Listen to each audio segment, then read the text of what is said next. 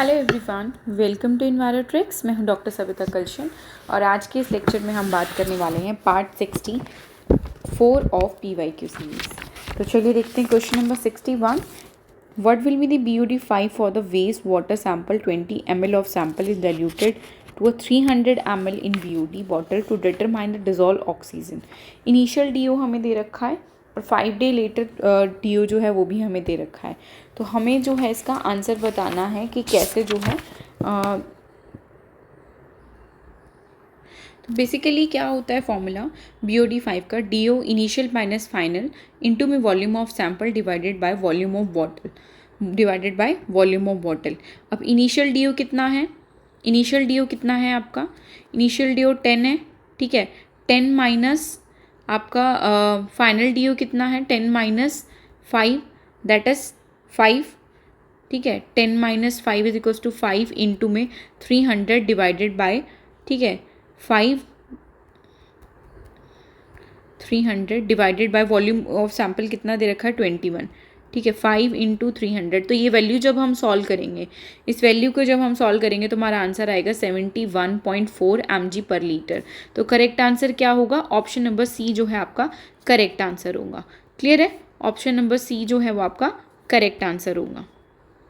तो ये क्या है आपका फॉर्मूला याद रखना, DO initial minus DO final into में volume of sample divided by volume of bottle divided by volume of bottle. हमें पता है 300 ml की बॉटल होती है हमारी, ठीक है। और वॉल्यूम ऑफ सैंपल हमें दे रखा है 21, इनिशियल माइनस फाइनल भी हमें गिवन है 10 और 5, ठीक है। वॉल्यूम ऑफ सैंपल भी हमें गिवन है, वॉल्यूम ऑफ बॉटल भी हमें गिवन है। तो करेक्ट आंसर क्या होगा? Option number C is the correct answer. Then next question क्या कह रहा है?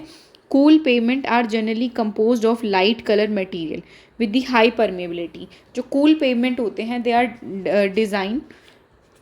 Generally design to light colour material with high permeability.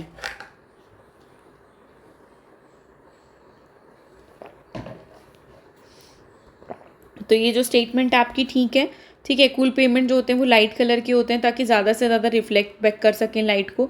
तो lighter colour pavement reflect more light and absorb the less heat. Yes, this is also correct. Both A and R is the correct explanation of A. Then next question क्या कह रहे हैं? Which are the following parametric test. इनमें से कौन सा जो है वो पैरामीट्रिक टेस्ट है?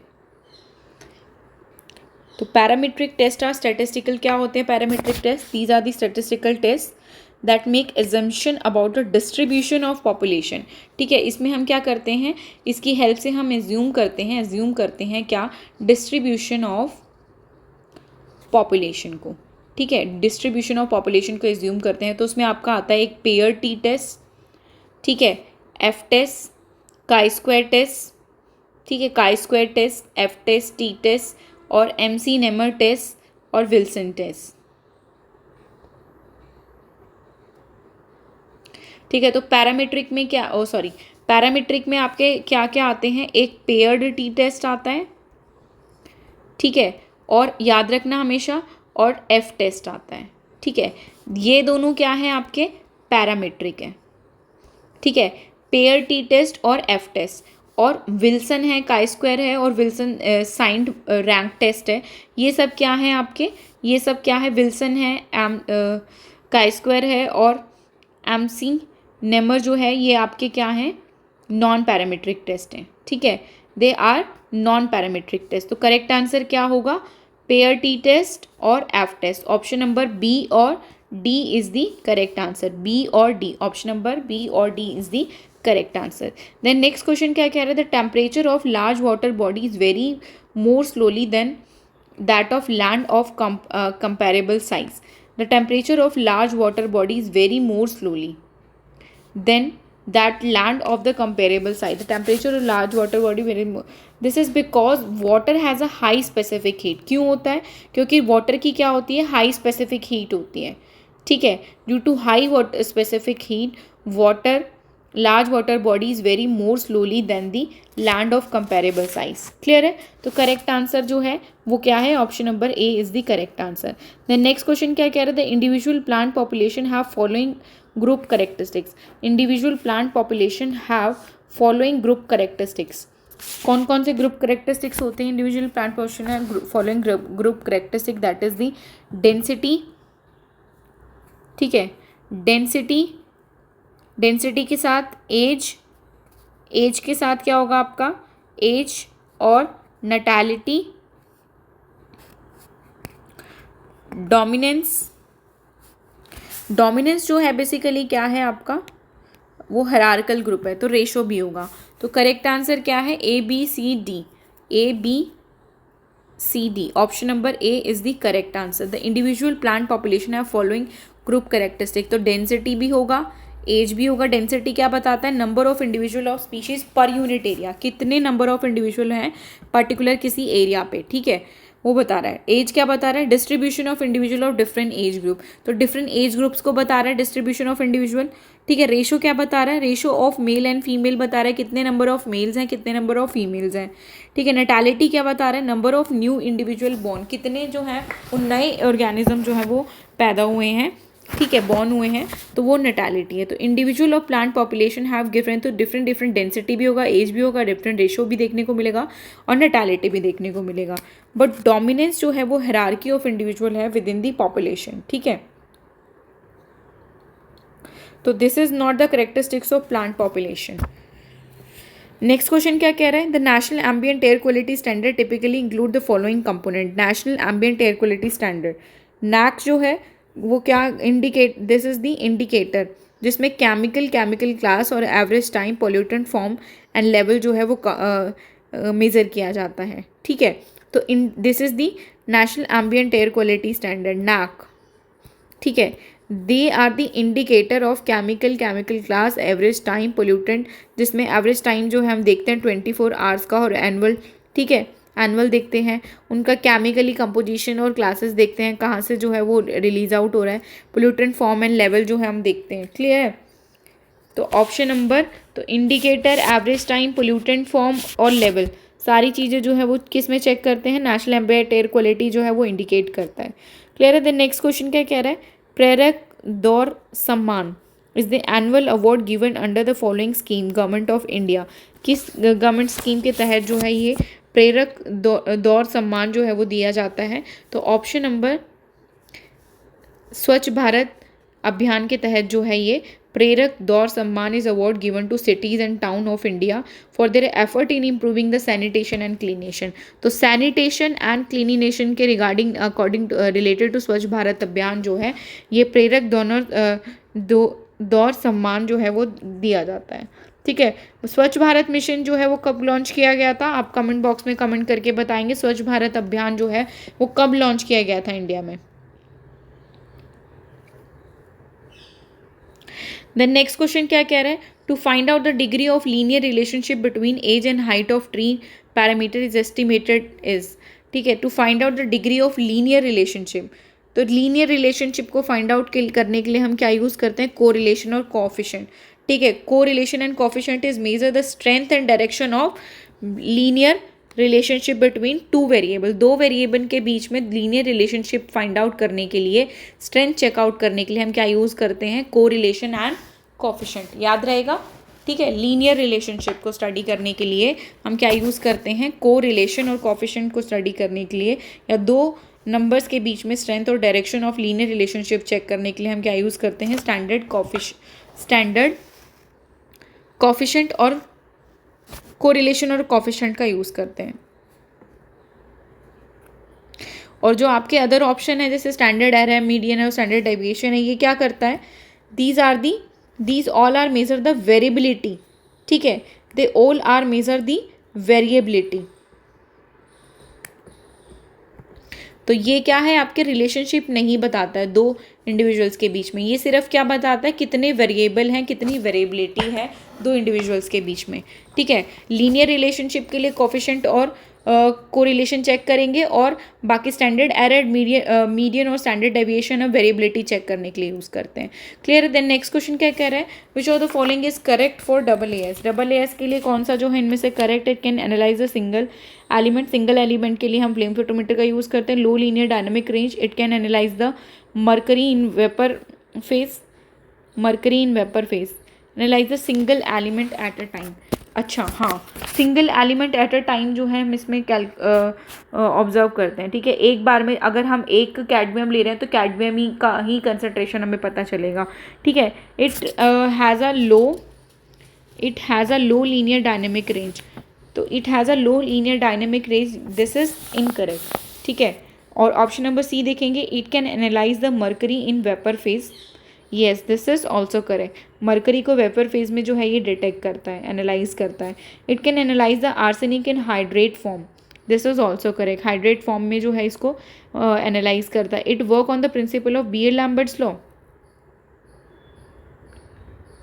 This is work on the principle of Beer Lambert's law, absorbance के प्रिंसिपल पे काम करता है ये, yes this is also correct. तो करेक्ट आंसर क्या होगा आपका?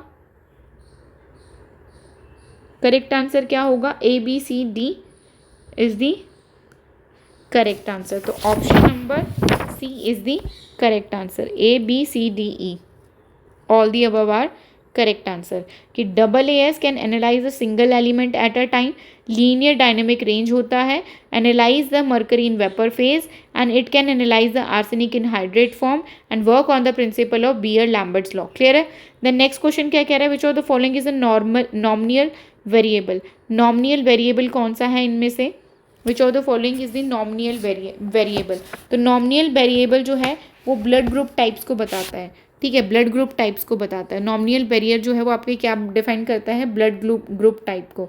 तो nominal barrier is a variable that can be classified into group but the order of the group does not matter. तो ये क्लासीफाई करता है ग्रुप्स को, ऑर्डर को नहीं बताता है, ठीक है। It can classify the groups not the order. Then next देखेंगे, the sum of diffuse and direct solar radiation is called. Diffuse and direct solar radiation we call as global solar radiation. क्या बोलेंगे? Diffuse, sum of diffuse and direct solar radiation जो भी आ रहा है उसको हम क्या बोलेंगे? Global solar radiation. The sum of diffuse and direct solar radiation, तो sum of diffuse plus direct solar radiation we call it as global solar radiation. The next question क्या कह रहा है? Active ingredient is most pesticide और organic chlorine compound. Reason, the organochlorine have a low solubility in water and high solubility in hydrocarbon.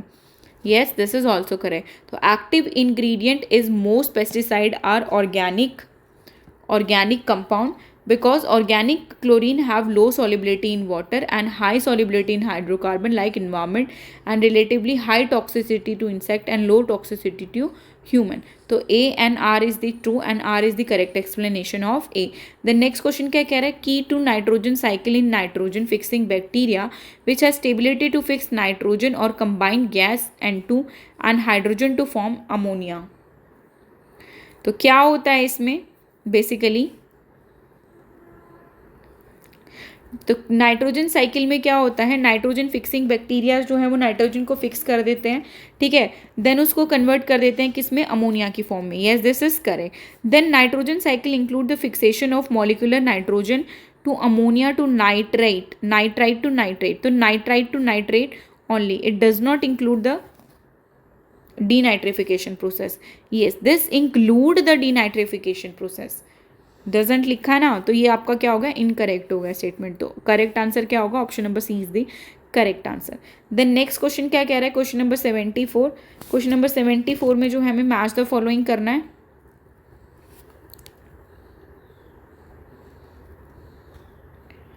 तो आपका arsenate salt are ester of arsenic acid होते हैं, ठीक है, these are the ester of arsenic acid. Red lead जो होते हैं वो क्या होते हैं? Mix lead oxide contaminate Pb2+ और Pb3+ आयन को फॉर्म करता है, ठीक है, तो Pb3O4।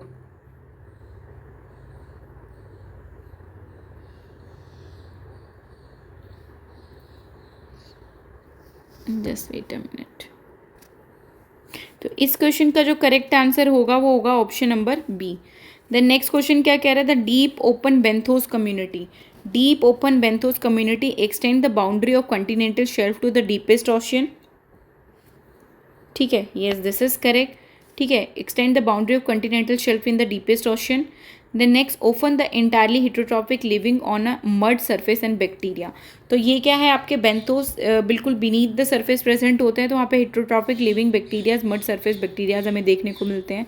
नेक्स्ट क्या कह रहे हैं, they are include the plankton and large swimming animals. No, this is not correct. ठीक है, ये सरफेस पे मिलेंगे आपको।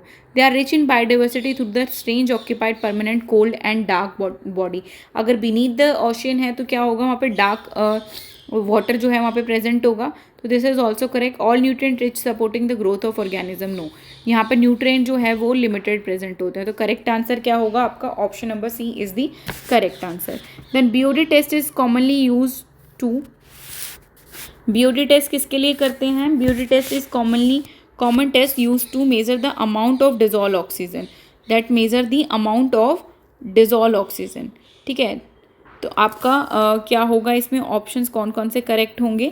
It determine the amount of oxygen, determine the amount of oxygen required for biological treatment matter in the wastewater. To determine the amount of oxygen required to biological treatment, yes, this is correct. Determine the size of wastewater treatment facility. ठीक है, it determine the size of wastewater treatment facility. It's mean that the size of wastewater treatment facility is based upon the amount of wastewater need to be treated. कि कितना BOD जो है वो particular plant जो है वो generate कर रहा है, तो उसके बेसिस पे जो है हम इसको स्टडी करते हैं। तो ऑप्शन नंबर बी भी आपका करेक्ट है। Then accessing the efficiency of treatment process, this accessing the efficiency of treatment process also clear है। and D determine the compliance with waste discharge limit। तो correct answer क्या होगा, A B C D is the all are correct। then next question क्या कह रहा है, question number 77, Pong lake, dam lake, Harika lake और collar lake और point Calimere जो है वो कहाँ पर लोकेटेड है। तो पोंग डैम लेक जो है, Pong dam lake which is located at Beas river, which is located on the Beas river पे जो है आपका पोंग डैम लोकेटेड है। और ब्यास रिवर कहाँ पर लोकेटेड है आपकी, हिमाचल प्रदेश में। ठीक है, देन हेरिके लेक, हेरिके लेक जो है वो आपकी कहाँ पर है, पंजाब में लोकेटेड है, जहाँ पर क्या है, this is the wetland also. ठीक है, ये क्या है आपका एक सेकेंड लार्जेस्ट वेटलैंड है इंडिया का, जहाँ पर इंपॉर्टेंट बर्ड्स जो हमें देखने को मिलते हैं। तो हेरिके लेक जो है आपकी कहाँ पर लोकेटेड है, पंजाब में। देन नेक्स्ट कॉलर लेक जो है, कॉलर लेक की अगर हम बात करें, which is located at Andhra Pradesh, which is located at Andhra Pradesh में आपके लोकेटेड है, जो लार्जेस्ट फ्रेश वाटर लेक है। ठीक है, this is the largest fresh water lake in Andhra Pradesh, Andhra Pradesh की लार्जेस्ट फ्रेश वाटर लेक है। पॉइंट कैलिमर की अगर हम बात करें, तो पॉइंट कैलिमर जो है ये is the wild life sanctuary in Indian state of Tamil Nadu, Tamil Nadu की क्या है ये वाइल्ड लाइफ सेंचुरी। तो करेक्ट आंसर क्या होगा इसका, option number C is the correct answer. The next question क्या कह रहा है, क्वेश्चन नंबर 78,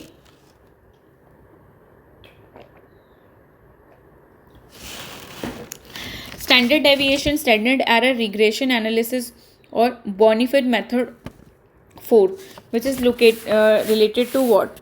ठीक है, तो क्वेश्चन नंबर 78 जो है, standard deviation major the variability of set of data, it calculate the taking the square root of variance. ठीक है, that is related to square root of variance.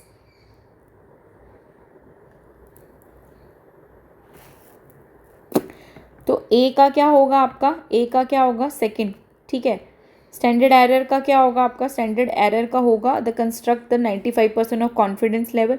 Regression analysis का क्या होगा आपका, predict the dependent variable on the basis of independent variable और use the ANOVA P4। तो बॉनीफेरी method 4 जो है that is use the Innova. तो ऑप्शन नंबर सी जो है आपका करेक्ट आंसर होगा। देन नेक्स्ट क्वेश्चन क्या कह रहा है, statement 1, ecotype are discrete entirely because they have clear differences in morphology, physiology, phenology and phenology in relation to particular environmental condition। तो ecotype is the genetically distinct population within a species that are adapted to specific environmental condition। तो ecotype क्या होता है आपका, they are genetically distinct population within a species। ठीक है, they are genetically discrete entirely because they have clear difference in morphologically, physiologically और phenologically जो है इसमें आपके चेंजेस हमें देखने को मिलते हैं according to their environment. Statement 2 क्या कह रहा है, the environmental induce variation in ecotype are not heritable. तो जो वेरिएशन होती है वो क्या होती है आपकी जेनेटिकली डिस्टिंक्ट होती है, इसलिए वो क्या होंगी आपकी हेरिटेबल भी होंगी। क्या होंगी? हेरिटेबल भी होंगी। तो ऑप्शन नंबर 2 जो है वो आपका क्या होगा? इनकरेक्ट हो गया। ऑप्शन नंबर 1 जो है वो आपका क्या है? करेक्ट है। देन क्वेश्चन नंबर 80 क्या कह रहा था? Student T test is non parametric test and statement 2 pair T test the two related sample mean. तो स्टूडेंट टी टेस्ट जो है वो पैरामीट्रिक टेस्ट होता है, ना कि non parametric. Pair T test जो है वो correlation that two correlated sample mean के बीच में हम स्टडी करते हैं। तो ऑप्शन नंबर 2 जो है वो करेक्ट है। तो स्टेटमेंट 1 जो है वो फॉल्स है, स्टेटमेंट 2 जो है वो आपकी करेक्ट है। देन नेक्स्ट क्वेश्चन क्या कह रहा है? The use of other micro organism to break down the hazardous waste into relatively the harmless compound is term as this is termed as bioremediation. The use of bacteria, हम किसका? Bacteria और micro organism का use करके क्या कर रहे हैं? Degrade कर रहे हैं और ब्रेक डाउन कर रहे हैं किसी वेस्ट को या फिर हार्मफुल सब्सटेंस। क्लियर है? देन नेक्स्ट क्वेश्चन क्या कह रहा है? Question number 82 there is in often a formal review analysing the procedure of environmental impact assessment, what would be not carry to such procedure? The preponderant of the development project, formal review and licensing जो है वो preponderant of the development project जो करता है उसको दे सकते हैं। जो प्रोजेक्ट प्रपोजल दे रहा है क्या हम उसको ही बोल सकते हैं कि तुम रिव्यू कर लो? This is not possible. ठीक है, तो इनकरेक्ट स्टेटमेंट क्या है? Option number 1। The heavy metal are retain in soil sludge by, heavy metal which is retain by the soil sludge by complexing by humic substance in organic particle, absorption on the surface of mineral particle, precipitation reaction, solubilization in acidic condition. Heavy metal are retained in soil sludge by solubilization of, तो option number D is the correct answer. ठीक है, then next question क्या कह रहा है?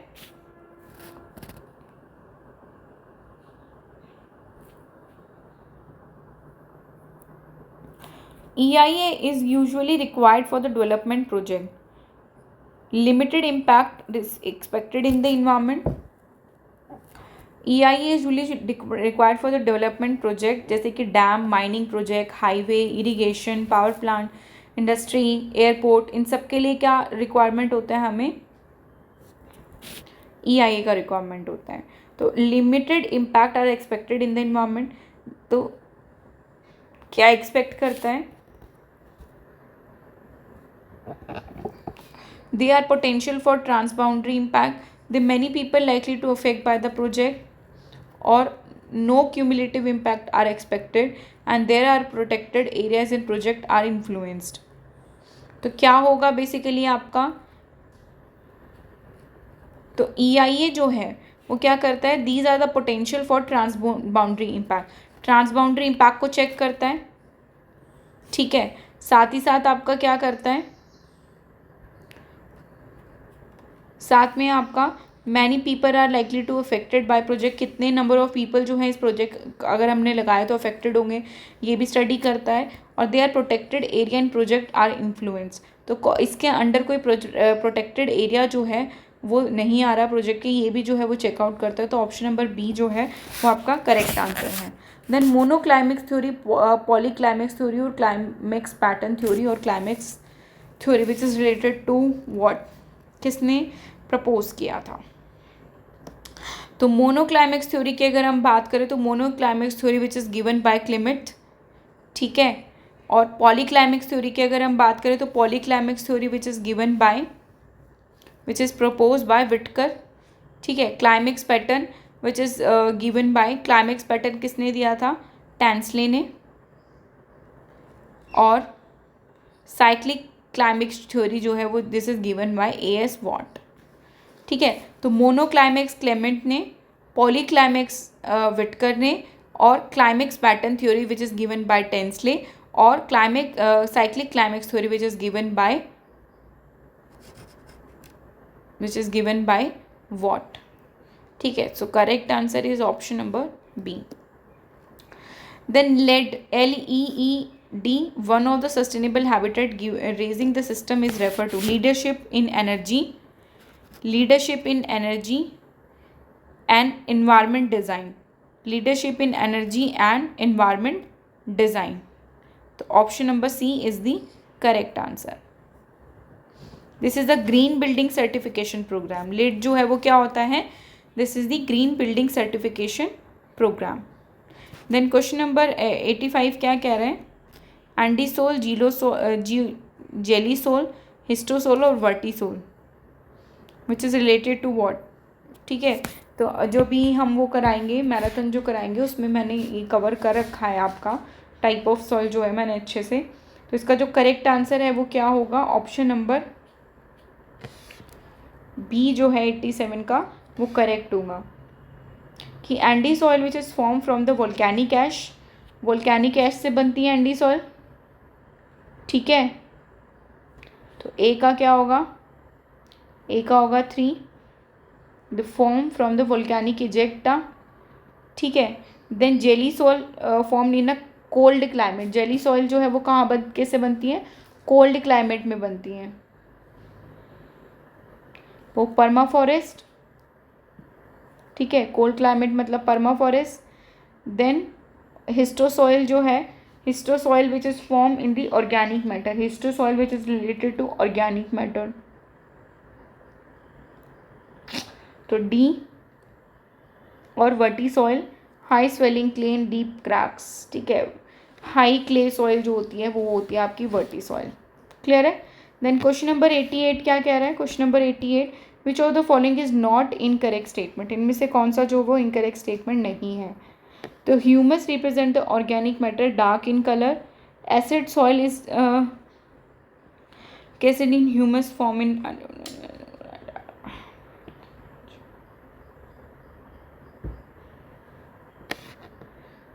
The organic matter dark in colour. Acid soil humus नहीं, वो क्या होता है? ह्यूमिक और fulvic acid.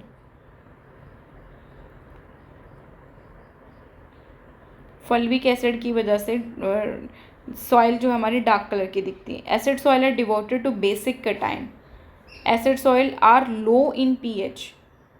They are low in pH and high concentration of hydrogen ion हमें देखने को मिलते हैं.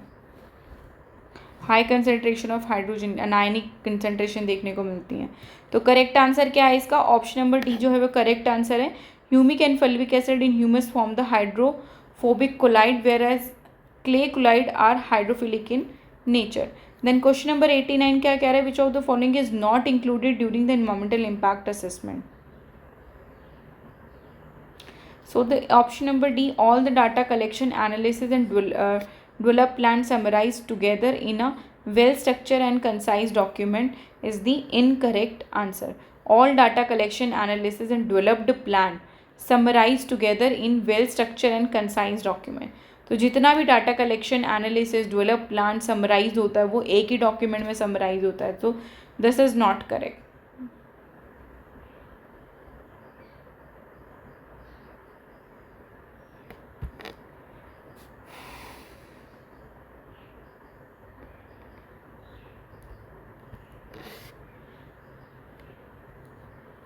द नेक्स्ट क्वेश्चन क्या कह रहा है? 95% interval of sample mean can interval sample mean can be calculated by. This is calculated by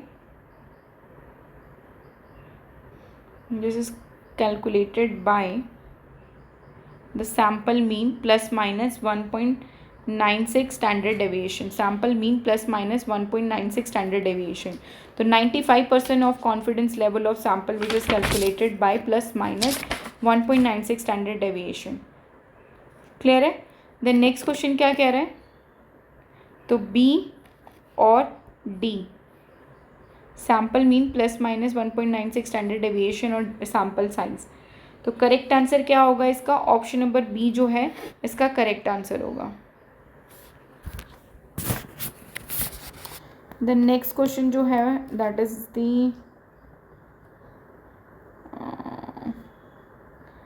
बाकी जो लास्ट के दो क्वेश्चंस हैं ये आपके पैराग्राफ्स हैं. तो अब जो है हमने 2022 का यूजीसी नेट का पेपर भी जो है वो सॉल्व कर लिया है और हमारा लेक्चर सीरीज़ जो है वो चल रही है। मैं आपके साथ करंट अफेयर के कुछ इंपॉर्टेंट करंट अफेयर जनवरी 2025 से लेके सितंबर 2025 तक के सारे करंट अफेयर भी आपके साथ डिस्कस करने वाली। बहुत जल्द एक शॉर्ट वीडियो बनाएंगे हम उसके ऊपर। कल मॉर्निंग में सेशन जो है वो आपका आ जाएगा करंट अफेयर का। और आज जो है आपका पार्ट 2 आएगा। सो अगर इन्फॉर्मेशन पसंद आए तो प्लीज़ लाइक शेयर सब्सक्राइब करें, मेरे चैनल को फॉलो करें। Thank you so much.